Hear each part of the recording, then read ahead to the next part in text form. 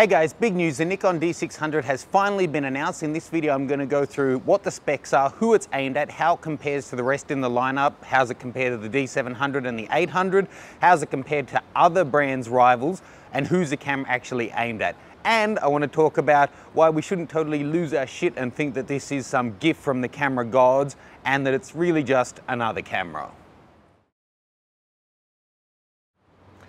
Okay, so don't get me wrong, I think the D600 looks like a fantastic camera and I know there's a huge amount of hype out there. I think there's more hype out there for this camera than there was for the D4 or the D800, which came out earlier this year.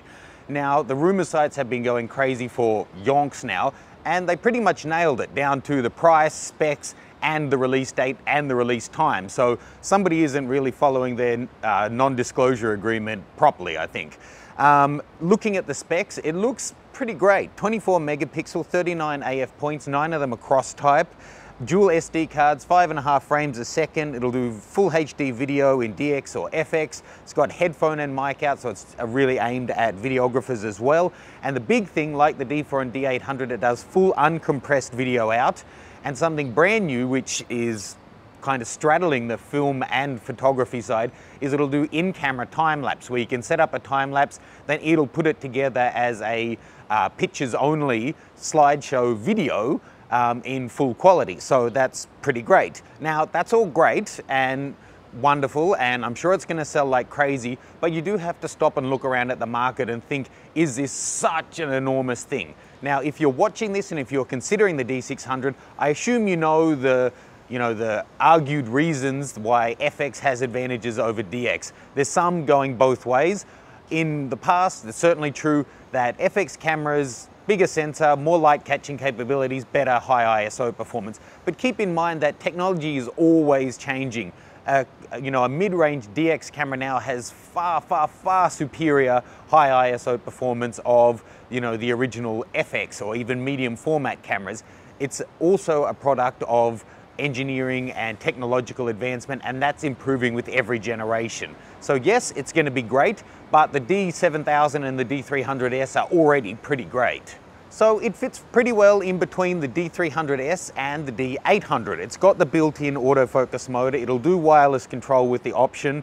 It argues to have excellent build quality. It says it's, a magnesium alloy body. It's fully weather sealed. So I think, again, it's going to be right between the D300 and the D800, which is a great place to be.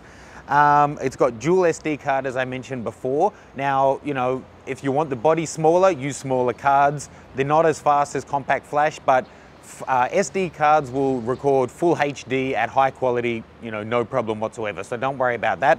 The burst speed of 5.5 frames per second, I think if you have a high-speed card, that's going to keep up. That's not going to be a big problem. Whilst the video is great, just think about that Sony has just released their A99, which will do full HD video at 60 frames a second. How this compares to all the other ones in the market has to be kept in mind, especially if you're at that point where you're an enthusiast with a fair bit of money and you're tossing up, especially if you're going to be looking at buying new FX lenses because you're moving from DX, people may be considering other brands' offerings.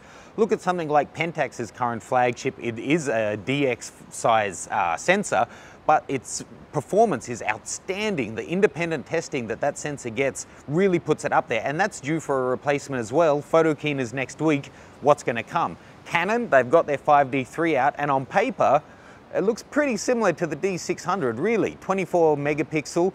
It's, when the D4 and the D800 came out, a lot of people, myself included, commented that, is the D800 a bit of overkill? Would it be better to have less megapixel and higher frames per second? Well, the D600 is kind of nailing it, which is what the 5D3 did before. But the D600 is coming in a lot cheaper than the Canon 5D Mark III. So are they going to release something that's spec'd down a little bit to compete directly with the D600, and what specs can they really cut to bring it down to that price range? Now in the States, the D600 is going on sale for $2,100. You can see all the links below in my video. If you're going to pre-order this, I'd really appreciate it if you click on those. In Japan, it's translating at about $2,700. I'm sorry to say to Australian viewers, I think we're going to be a lot closer to Japan than America. My guess is $2,600. We're not going to see a $2,100 D600 anytime soon.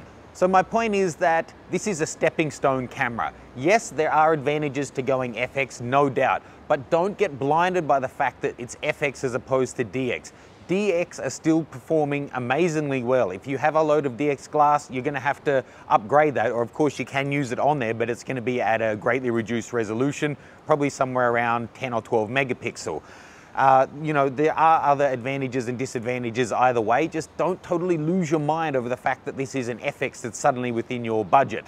Look at where it sits in terms of overall specs, and as I said in a previous video, look at what you need. Of course, if you've just been dying to upgrade to FX for whatever reason and you can afford this one, go ahead, why not?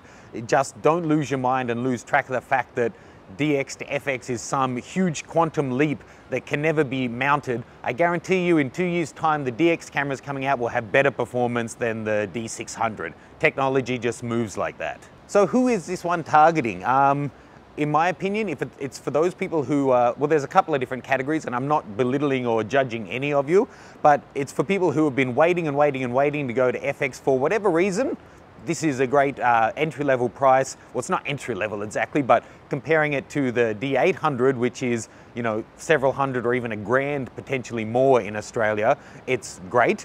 People who have a budget and are buying to their budget, again, not going to go into that in this video, don't want to knock people, but people often have a wad of cash and this is how much I can afford to spend on a body, and it makes sense to buy the best you can in terms of technology because it is going to degrade. So, yep. There'll be people who are just buying it to their budget, and then there's going to be a clear category of people who want a second body, who have a FX body, maybe they have the 700, 800 or D4 or D3S or whatever. They want a second body and they want to keep them both at FX format. They don't want to introduce a crop factor on any of their lenses. Maybe you're a wedding tog and you want your 24-70 and your 70-200 on two different bodies, and it works for you to have one at a different resolution or frame rate to the other. Then this could be, you know, just what you're looking for at a much cheaper price. And as I said, it does offer a lot of the features of the higher models. My guess is that it's going to, in terms of image quality, it's again going to exactly fit between the D7000 and the D800. I don't think that it's going to come that close to the D800 in terms of performance, and I've already seen images out there showing that the high ISO performance, even though the photo sites on this D600, because there's less of them on the same size sensor, are bigger, the results on the high ISO performance of the D600 don't look as good as they are on the D800. They look about a stop or a bit above behind the D800 from what I've seen, which makes them a good 2 to 3 stops behind the D4. But hey, it's a third of the price, so what do you expect? So there's my initial thoughts on this one. No doubt it's going to sell like crazy. No doubt it'll be a great camera. You know, you just need to look at what options it has, compare it to the market, think about what you actually want from a camera, and if FX is, you know, on your list of things that you want along there with a certain build quality, a certain price range, a certain set of features, fantastic. No doubt this will be a big seller. You're going to hear a lot more about this, and in about 1 week from today, bit less, I'll be hands-on with it, and with any luck bringing sample images straight out of the camera for all of you to see.